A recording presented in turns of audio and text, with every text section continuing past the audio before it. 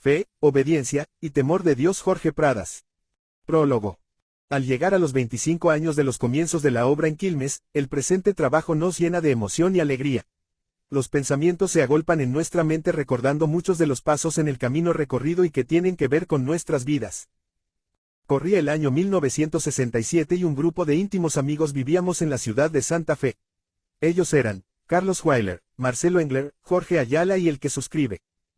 Estábamos trabajando juntos en un anexo del barrio, Nueva Pompeya, desde hacía varios años. Luchábamos y orábamos juntos por un avivamiento. Nuestras vidas estaban ansiosas del río de Dios y nos llegaban noticias desde Buenos Aires de cosas maravillosas que el Señor estaba haciendo. Cada noticia era esperada con mucha emoción. Yo trabajaba en el Banco de Londres y era el lugar en donde cada día varios hermanos pasaban para comunicarnos los últimos acontecimientos. Allí también hacía sus trámites el hermano Orville Swindle, que para ese entonces vivía en Santa Fe.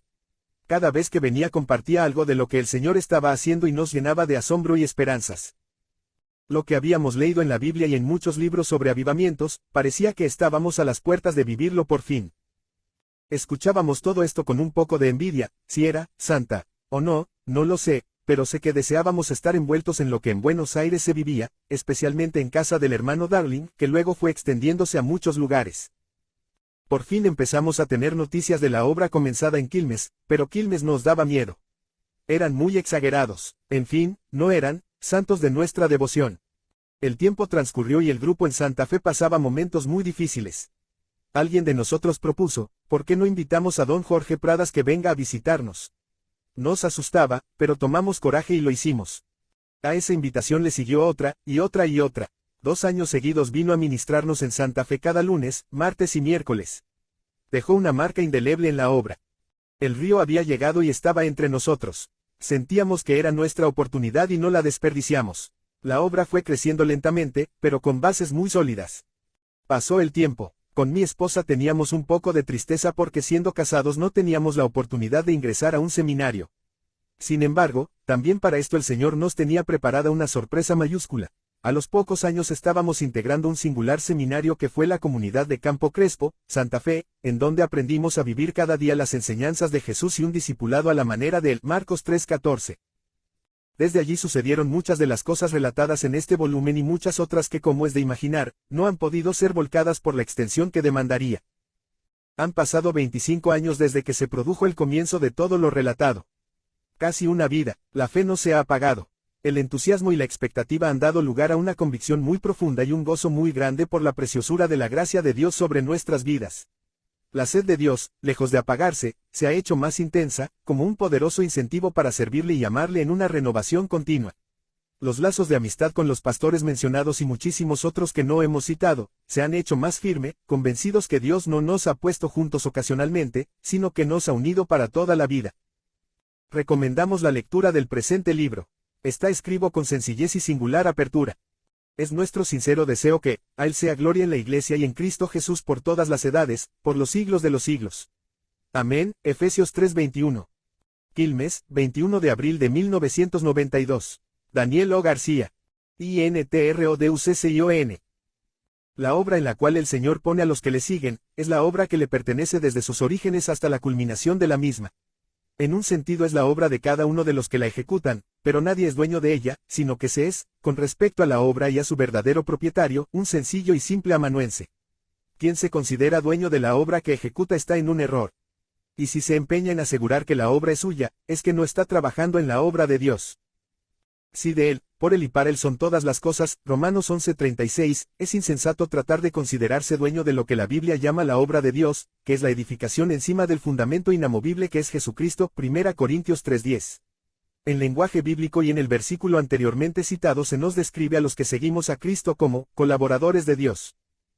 No solamente Dios es dueño de la obra en la que trabajamos los seguidores de Cristo, sino que Él la dirige con sus mandatos, no con sugerencias, ya que no hay autoridad sino de parte de Dios, Romanos 13:1. También conoce su obra. Nadie conoce las cosas de Dios, sino el Espíritu de Dios, 1 Corintios 2:11. Y trabaja en su obra. Hasta ahora mi Padre trabaja y yo también trabajo, Juan 5:17. Así que es dueño, dirige la obra, la conoce y trabaja en ella. Para que no nos quede duda de que los obreros del Señor, somos eso, obreros y no amos. Se requiere del obrero que sea hallado fiel 1 Corintios 4:2, y apto para toda buena obra 1 Timoteo 3:17. Estas dos cualidades se manifiestan en el sumo cuidado y destreza. Cuidado de trabajar bien sabiendo que trabajamos en la obra de Dios. Y destreza que proviene de la gracia que Dios da, pues, todo don perfecto viene de arriba, desciende de parte del Padre de las luces, en el cual no hay fases ni períodos de sombra, Santiago 1:17. La puesta en marcha de estos dones de Dios, indispensables para que sea posible presentarse como obrero aprobado delante de Él, evitará hacer algo sin que Dios no lo haya ordenado de antemano, y sin que Él esté dirigiendo y ejecutando nuestro propio trabajo. Cuando se está convencido de todo lo que antecede, debemos estar preparados para recibir las órdenes del Señor que pondrán en marcha lo que Él quiere realizar en la tierra a través de sus hijos, obreros. Es entonces cuando la fe, la obediencia y el temor de Dios toman parte activa en la hermosura de la edificación de la Iglesia, tanto en la parte del conocimiento de Dios en la comunidad y en el individuo, como en las cosas que acompañan al entendimiento del reino de Dios y que se manifiestan en obras sociales, misiones evangélicas y sobre todo en el crecimiento día a día del culto que ofrecemos al Señor para que éste sea, el culto, más glorioso y santo. Fe. Así que la fe viene del oír, y el oír, por medio de la palabra de Dios, Romanos 10:17. Es importante creer en la obra que se está realizando, pero es indispensable haber oído la palabra de Dios para ejercer esa fe que nos ha de acompañar en toda la ejecución de la obra. Es la fe de Jesús, quien hacía lo que le agradaba al Padre, Juan 8:29, que trabajaba porque el Padre trabajaba, como ya hemos dicho con anterioridad.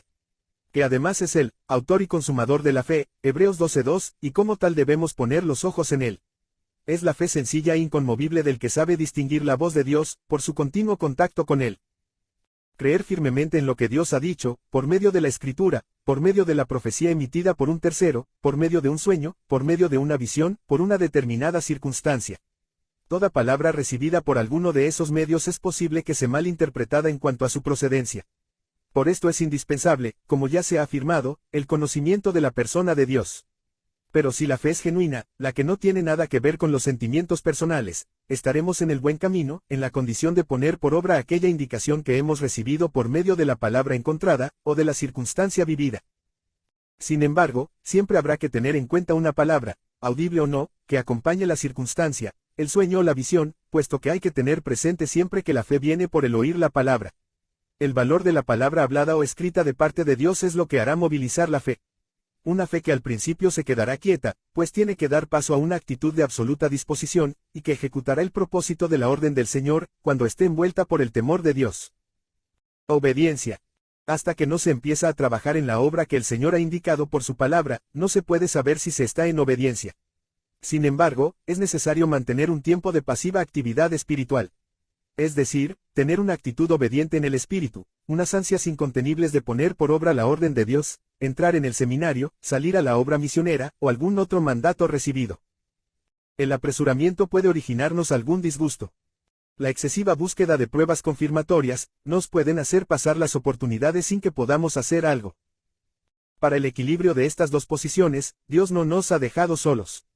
Él no se va a ofender si todo lo que hemos recibido por medio de su palabra, que significa la ejecución de su obra por parte de nosotros, lo ponemos a consideración de la Iglesia, cuyo presbiterio se ocupará de que la pongamos en marcha en el debido momento.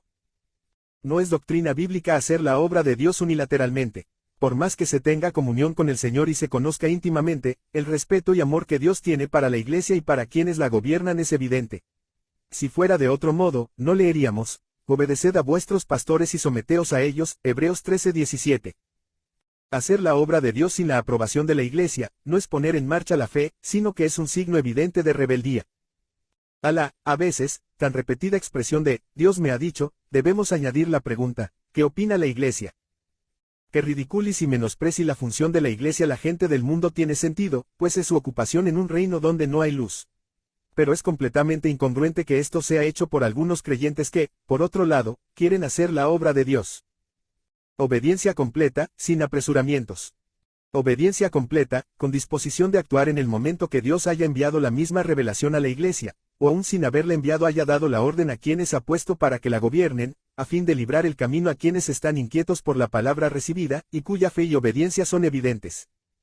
Obediencia completa, sin más dilación de la que ya se ha expuesto. No buscando excusas para obstaculizar el camino hacia el comienzo de la carrera.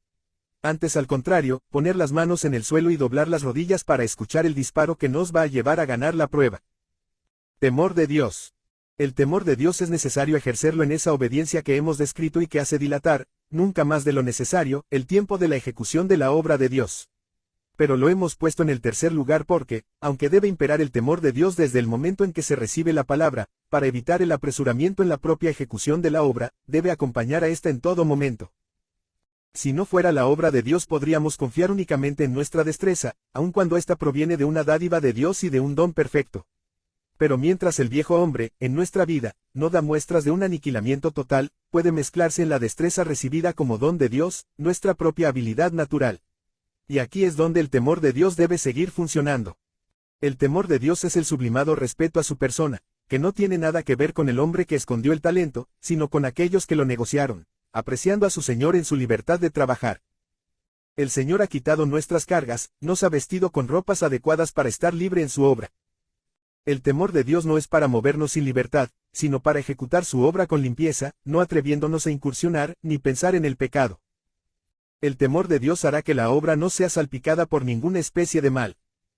Estas tres virtudes que hemos considerado muy brevemente han sido la base de la obra que hace 25 años el Señor comenzó en la ciudad de Quilmes, una ciudad de los alrededores de Buenos Aires, en la República Argentina, y que se ha extendido asombrosamente si consideramos con quienes se ha llevado a cabo, hombres comunes, sin nombres conocidos, pero que a juzgar por todo lo que ha acontecido, tuvieron en cuenta la fe, la obediencia y el temor de Dios. Los capítulos que siguen relatan algunas de las cosas que forman parte de la obra de Dios, que Él, usando vasos de barro, se ha hecho en el transcurso de 25 años. Los relatos no son para ser imitados necesariamente, Dios no se repite muchas veces, aun cuando Él no cambia. Lo que no es una imitación, sino un caso de originalidad, es el poner en marcha esas tres virtudes que hemos considerado para que la obra de Dios alcance su propósito final, la exaltación del Padre, del Hijo y del Espíritu Santo. Fe en la palabra recibida. Obediencia para ejecutar la orden. Y temor de Dios desde el comienzo hasta el final. Capítulo 1. Lo que Dios dijo. A la docena de personas que nos encontramos sorprendidos en una experiencia tal como la de recibir el bautismo del Espíritu Santo, después de esto, nos vino una gran sensación de soledad, teniendo cada uno una Biblia y sin poder encontrar en ella, por el momento, que era lo que debíamos hacer para que ese fuego de Dios que estaba encendido no se apagara como tantas veces había sucedido en semejantes circunstancias. Necesitábamos una palabra orientadora de parte de Dios. En la Biblia, antes de esa experiencia habíamos encontrado que el Espíritu Santo había que pedirlo. Pues si vosotros, siendo malos, sabéis dar buenas dádivas a vuestros hijos, cuanto más vuestro Padre Celestial dará el Espíritu Santo a los que lo pidan. Lucas 11:13. Pero ahora, es decir, en aquel momento, no atinábamos a encontrar la palabra que nos dijera qué debíamos hacer a continuación. Podíamos ingresar a una nueva congregación, pero teníamos miedo, después del rechazo que acabábamos de experimentar la docena de personas, por parte de algunos creyentes. Conocíamos grupos que se habían juntado después de haber pasado esta experiencia. Pero las noticias que teníamos de esos grupos no eran muy agradables. Excesos en pretendidos dones del Espíritu Santo hacían escandalizar a las personas que querían dar pasos para un mayor conocimiento de Dios y una mayor gloria suya, pero en serio. Que no fuera tras la espectacularidad de una señal o un milagro, sino que pudieran avanzar en un crecimiento, pero a la semejanza de Jesús, yendo de gloria en gloria, 2 Corintios 3:18. Alguien dio una palabra profética en medio de una incertidumbre: constituyámonos como iglesia. Eso sonaba muy bien, pero era realmente bíblico. Teníamos miedo de dejarnos llevar por profecías que habían ocasionado muchos males. Hasta ese momento no era nada habitual entre nosotros obedecer algo que no estuviera en la Biblia. El texto sagrado era únicamente nuestra guía. Para nosotros la profecía era la predicación detrás de un púlpito, no la palabra que podía dar uno del común del pueblo con pretensiones de ser palabra de Dios lo que dijera. Estas situaciones nos hacían escudriñar las Escrituras con una asiduidad desconocida hasta entonces. De esta manera pudimos entender que si la Biblia es la palabra profética más segura, 2 Pedro 1:19, es que hay otra palabra profética que también es segura, la cual tendrá que comprobarse en su interpretación espiritual, con la palabra profética más segura que es el texto inspirado por Dios y que tenemos en forma de Santa Biblia. Había lugar para atender la profecía como palabra supeditada a la más segura. Ahora era cuestión de comprobar si lo que dijo el hermano en un momento determinado, que nos constituyéramos como iglesia, podía ser comprobado por la Escritura.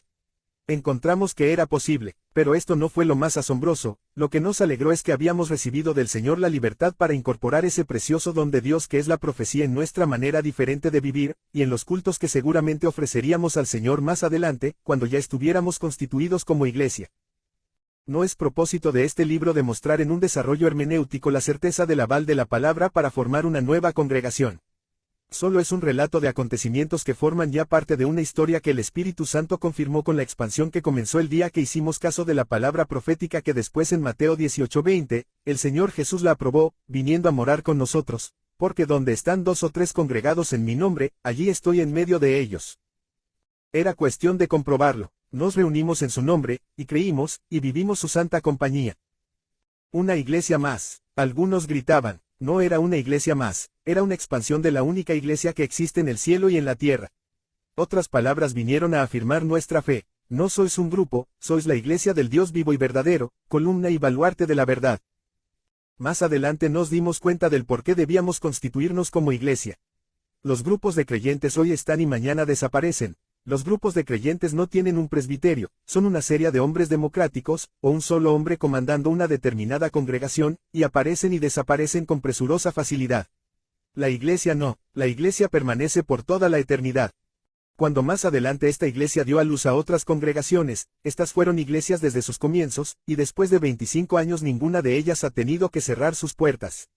Por esto, porque la iglesia permanece. No es pretensión de grandeza, es la seguridad de saber que aun cuando sean 2 o 3, en ese lugar habita el Señor.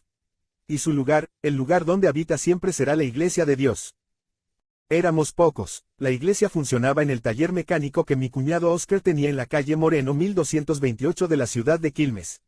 Entre máquinas y grasa subían las alabanzas al trono de Dios, pero éramos muy pocos. En la misma ciudad, y no muy lejos de nosotros funcionaba otro grupo de creyentes. En la ciudad vecina de Berazategui funcionaba otro grupo. Poco tiempo después por el consejo de un hermano, el conocido pastor Orville Swindle, por medio de quien recibí el Espíritu Santo en la ciudad de Santa Fe, estos 2 grupos vinieron a formar parte de la iglesia que se reunía en un taller mecánico de mi cuñado Oscar. Más tarde, una iglesia completa con su pastoral al frente vinieron a querer ser uno con nosotros. A partir de aquel momento se abrió un panorama maravilloso. Lo que había ocurrido no era la formación de una iglesia más, sino que Dios nos estaba hablando de la unidad de la iglesia, tema que constituye, en el momento de escribir este libro, el énfasis de una de las razones de ser la iglesia que se constituyó hace 25 años. A medida que pasaban los días nos dimos cuenta que eran más lo que estaban con nosotros que los que estaban con ellos. Decimos esto en el sentido de haber terminado con la sensación de soledad. Queremos dar, desde estas páginas, una palabra de gratitud a todos los pastores que nos confirmaron como perteneciendo genuinamente al cuerpo de Cristo, cuyos nombres recordamos con respeto. Ellos saben quiénes son, por temor a omitir algunos no los mencionamos, pero sepan que todos aquellos que llegaron en nuestros momentos de soledad edificaron nuestras vidas que están formando parte de la iglesia del Señor, y que ellos confirmaron con su autorizado aval. Habíamos ejercido fe en la palabra que nos indicaba constituirnos como una iglesia en minúscula que integrara la iglesia en mayúscula. Pusimos obediencia en la palabra que escuchamos, y obediencia en el consejo apostólico de quienes nos confirmaron como la iglesia de Dios. Faltaba el temor de Dios en cierto sentido, no en lo que respecta al temor que acompaña a la obediencia, pero nos faltó en lo que veremos a continuación en el próximo capítulo, cuando ya la iglesia se puso en marcha para sobreedificar en la obra de Dios y extender su reino. Capítulo 2, lo que Dios no dijo. Ya no éramos una docena de desorientados creyentes, como parias del mundo cristiano. Ahora se nos habían añadido 3 contingentes de hermanos con los que formábamos un solo cuerpo. La manifestación de los dones del Espíritu Santo se había dado a conocer en señales y milagros, destacando entre ellos a un hermano ciego que recibió la vista, y una hermana paralítica por años que comenzó a caminar. El éxito parecía querernos resarcir de la soledad y de la desorientación de los primeros días. El empuje evangelístico era evidente en la plaza de la estación de Quilmes, donde cada atardecer predicábamos el Evangelio, y gente se declaraba sana de cuerpo y alma. En 3 meses aproximadamente ganamos alrededor de 200 almas. Comenzaron los proyectos de realizar grandes campañas, y ya pensábamos en contratar el estadio local para convertir a toda la ciudad. El argumento parecía de peso, pues razonamos de la manera más lógica que creíamos. Si sin el Espíritu Santo, cada uno de nosotros antes tenía incierto éxito, ahora con el Espíritu Santo, con su poder evidente, sería arrollador. Entre los muchos predicadores que nos visitaron quiero destacar la primera visita que nos hizo el pastor Eduardo Miller, a quien después de un tiempo llamaríamos Papi. Fue un tanto desconcertante su ministerio en aquella ocasión y culminó nuestro asombro cuando al despedirnos conversamos con él, le compartimos nuestros ambiciosos proyectos evangelísticos. Su respuesta fue: esto no es de Dios. Dios no dijo esto. Ustedes están demasiado verdes para una cosa así. Deben madurar primero buscando conocer a Dios. La respuesta nos pareció de lo más antipática. No tendríamos demasiada relación con aquel siervo. Pero tuvimos que cambiar la opinión ante los acontecimientos que se avecinaron. Cada día traíamos gente que había manifestado entregarse al Señor, desde la plaza al taller mecánico donde se reunía la iglesia. El entusiasmo iba creciendo, pero un día sorprendí la conversación, o semidisputa, entre dos hermanos que estaban empeñados en asegurar que cada uno de ellos había convertido más que el otro. Me inquieté. Días más tarde, los frutos de nuestro esfuerzo evangelístico se iban diezmando. De las 200 almas nuevas, un día faltaron 5, otro día 10, más tarde 20, y en poco tiempo, todos, absolutamente todos desaparecieron. Pudimos entender que Dios no dijo que hiciéramos lo que estábamos haciendo.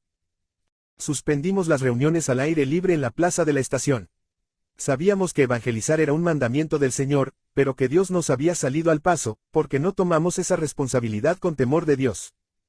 La falta de este santo temor lleva a la impureza y al orgullo. El éxito en las cosas de Dios debe estar cubierto con la verdadera intención de darle gloria. Recuerdo algo que es una confesión. Cierto pastor de la ciudad de Rosario me invitó para ir a predicar un día en su congregación. Yo le contesté que solo aceptaría la invitación si la extendía durante 3 meses, pues mi ministerio para cambiar su iglesia requería ese tiempo como mínimo. Yo había tenido cierto éxito en una congregación de la ciudad de Santa Fe. Y evidentemente me había mareado. Recurrimos a Papi Miller, el que nos dio la respuesta antipática, que nos dijo: Dios no dijo.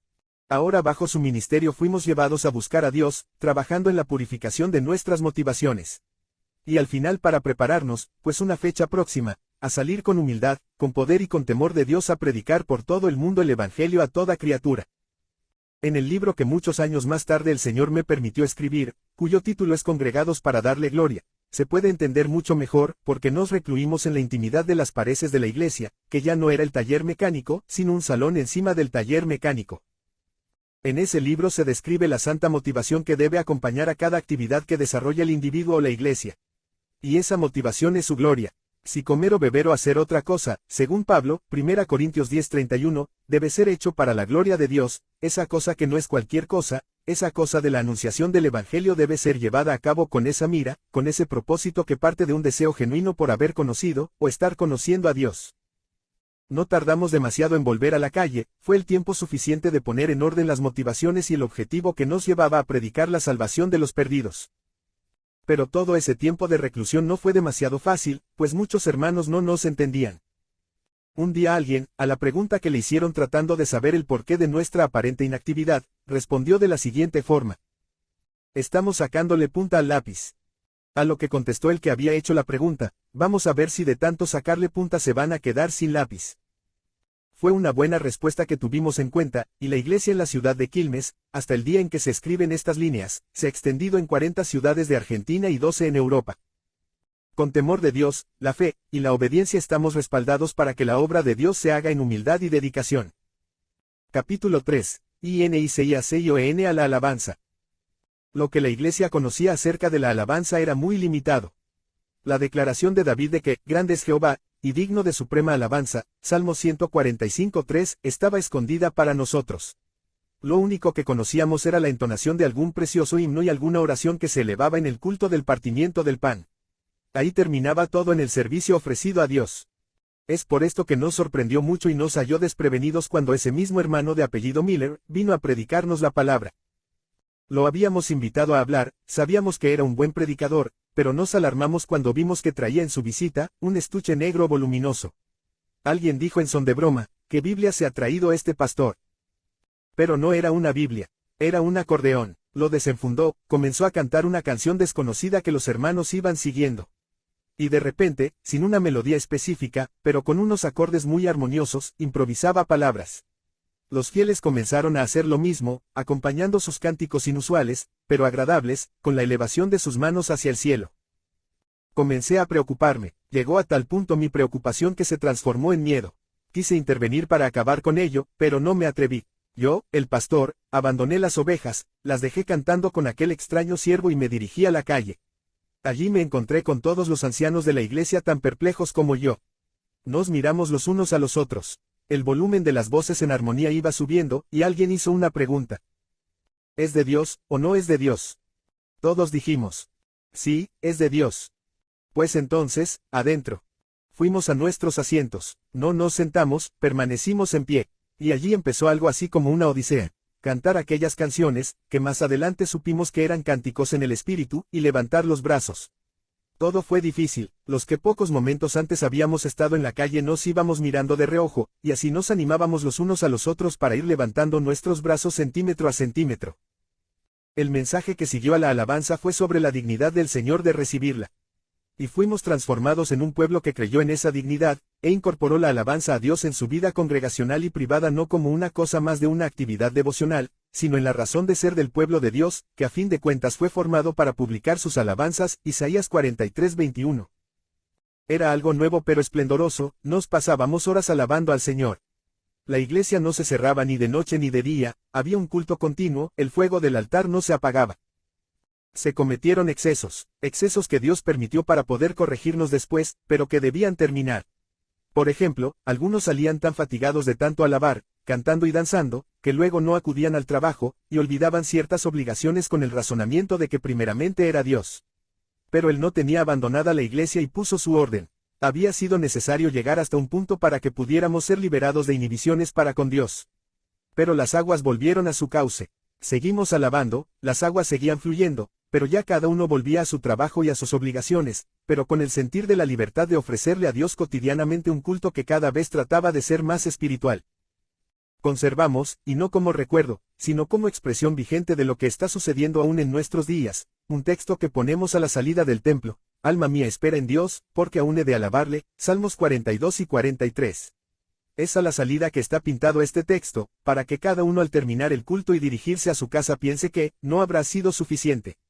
Aún, todavía, Dios es digno de recibir mayor gracia. Las observaciones sobre exageración en este culto que aún hoy día seguimos ofreciendo a Dios, no se hicieron esperar. Nunca rechazábamos las observaciones, siempre son un motivo para reflexionar. Y en esa reflexión particularmente recordé, que un año atrás tuve que traducir del inglés, y adaptarlo musicalmente, un himno que se cantó luego en Berlín en un congreso de la asociación Billy Graham. El himno entre otros versos decía: Señor, te pido perdón por haber pronunciado hoy 1000 veces tu nombre con amor. Pensé que el original estaba equivocado, pensé que mi conocimiento del inglés no era suficiente para interpretar aquello. ¿Cómo era posible pedir perdón a Dios por haberle nombrado 1000 veces con amor? Consulté al hermano Orville Swindle, que fue quien me dio aquel trabajo de adaptación. Y le argumenté mi estupor. Yo esperaría un premio, le dije, por haber pronunciado 1000 veces con amor el nombre de él. Señor. Y mi buen hermano me contestó: yo te lo voy a explicar. Si pronuncio 1000 veces con amor el nombre del Señor, le tengo que pedir perdón por no haberlo pronunciado 2000 veces. Si lo pronuncio 2000 veces, le tengo que pedir perdón por no haberlo pronunciado 3000. Si lo pronuncio 1.000.000 de veces, mi obligación es pedirle perdón por no haberlo pronunciado 2.000.000 de veces. Está bien, lo interrumpí, ya lo entiendo. Ahora te pido perdón por haberte importunado. Adapté la letra a la música, se cantó en Berlín, y aquí en esta congregación lo seguimos cantando. Cuando recordé esto y se lo compartí a los hermanos, dimos gracias por las observaciones, y dijimos: alma mía espera en Dios, porque aún he de alabarle. Por si nos quedaba alguna duda acerca de lo que estábamos haciendo en el culto que ofrecíamos al Señor, y que todavía estamos ofreciendo, ocurrió algo inusual. Los cultos se celebraban, como dije, en el piso alto, justo encima del taller mecánico de mi cuñado Oscar. Él con mi hermana vivían encima del salón. Todas las noches, después de celebrar el culto, se quedaban los hermanos a conversar, y generalmente, una hora después se iban los últimos, quienes cerraban la puerta del salón. Una noche, después de finalizada la reunión, mi hermana y mi cuñado subieron a su departamento para cenar e irse a la cama, como siempre, en la confianza de que, también como siempre, los últimos cerrarían la puerta. Después de un silencio, cuando ya juzgaron que se habían ido todos, escucharon que subían, procedentes del salón, los habituales cánticos del Espíritu que se cantaban en cada culto. Pensaron que los hermanos estaban alabando en un culto improvisado, y con gran alegría bajaron al salón, para participar de él. La puerta del salón estaba cerrada, les extrañó, porque hacía calor. Los cánticos proseguían. Abrieron la puerta, la luz estaba apagada, los cánticos continuaban. Encendieron la luz, el salón estaba vacío y los cánticos llenaban el salón. Al poco rato cesaron. Dedujimos que esto sucedió porque el Señor nos estaba diciendo, no solo que aceptaba la alabanza, sino que quería más. Los cultos que siguieron, aun cuando pusimos más fuerza y ganas, nos dejaron sabor a poco, porque Él, nuestro Señor, es digno de suprema alabanza. Por si esta milagrosa señal no hubiera sido suficiente, pocas semanas después ocurrió algo similar, pero de mayores proporciones. Quizás porque a alguien le faltaban pruebas para convencerse de que Dios se complacía en las alabanzas. Y para que no cesáramos en ellas. En ese tiempo ya teníamos funcionando en Quilmes la primera casa bíblica. Ya les explico qué es esto. Es una casa de estudios teológicos que pusimos en marcha, pero que no queríamos que fuera un seminario frío, sino un hogar donde se estudiaran las Sagradas Escrituras. De estas casas o seminarios hay 3 funcionando en Argentina y 2 en Europa. De allí han salido hasta este momento 74 jóvenes que están ejerciendo el pastorado en el país y en el extranjero. Pero de la fundación de estas casas nos ocuparemos en otro momento. En esta primera casa bíblica vivían unos 10 estudiantes que aprendían a conocer a Dios y se ejercitaban en el ministerio que ejercerían con posterioridad. La casa funcionaba en un barrio residencial, cuyos vecinos eran amantes del sosiego. Un día uno de los vecinos vino a verme visiblemente enojado, diciendo que no había podido dormir en toda la noche debido a los cánticos que provenían de la casa bíblica. Me dijo que durante el día eran agradables, pero que, a la noche, es decir, a esto de las 3 de la madrugada se les hacía imposible conciliar el sueño cuando tenían que levantarse temprano para ir a trabajar. Me rogó que les dijera a los estudiantes que dejaran de cantar en aquella hora. Le contesté que así lo haría, y le pedí disculpas. Al día siguiente me enteré que a las 3 de la mañana en casa bíblica se dormía plácidamente. Sé que los estudiantes no me mintieron. Lo comprobé a través del director de la casa. Nadie en la casa había cantado hasta esa hora. Los vecinos escucharon lo mismo que mi hermana y mi cuñado escucharon en el salón vacío. Dios estaba repitiéndonos que nuestra alabanza era insuficiente, y que, de aquella manera, estaba añadiendo incienso a nuestras oraciones. Apocalipsis 8:3. El Señor no quiso ponernos mal con los vecinos. La cosa no se repitió, pero nosotros nos afirmamos en proseguir a alabar a Dios. Habíamos recibido la orden por un medio maravilloso. La Biblia nos confirmó que es correcto en la iglesia alabar al Señor como primera prioridad.